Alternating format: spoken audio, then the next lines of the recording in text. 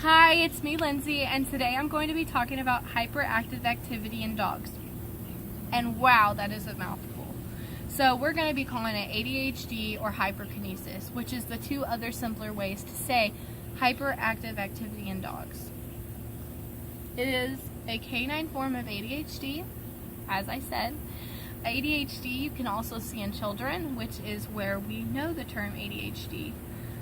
It's missed oftentimes in children as it is in dogs, but as long as you know the signs of what it looks like to have a hyperactive dog, you can address it and get the treatment the dog needs. So as I said, hyperactive children and hyperactive dogs is relatively similar, and the treatment is the same.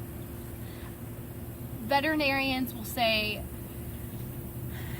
you need to establish a routine. You need to get them to know what a good behavior is, what a bad behavior is. When your dog is hyperactive, you need to immediately tell them, hey, that is not right, and show them like what is the good way and what is the bad way. Discipline them if they're doing something wrong. I don't mean discipline them like give your dog a spanking. I mean correct it in a firm voice. Firm voice. So veterinarians will normally prescribe a medication that will help with your hyperactive dog.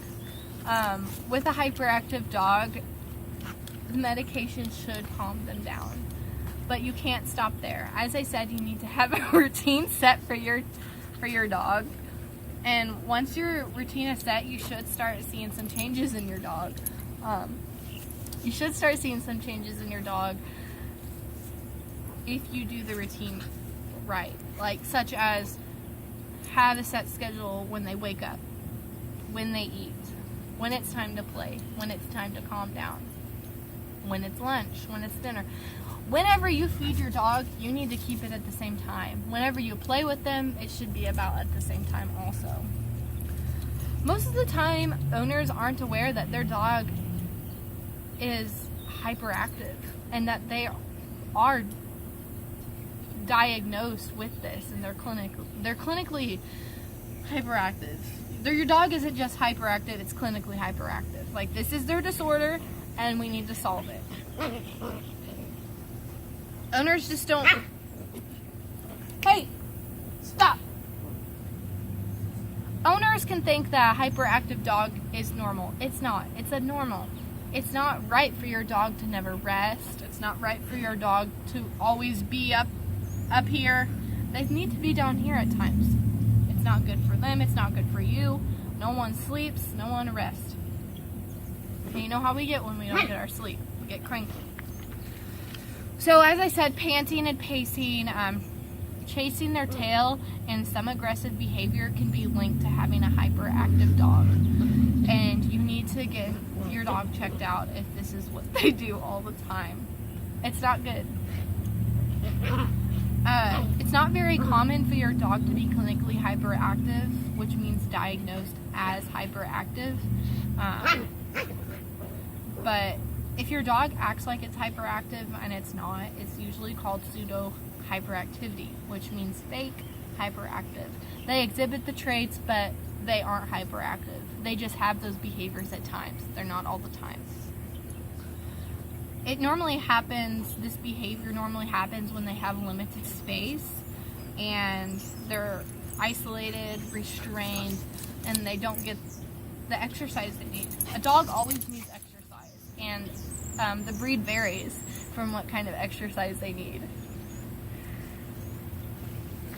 As I said, when the dog is diagnosed, they will get some medications normally, but you can't always stop there.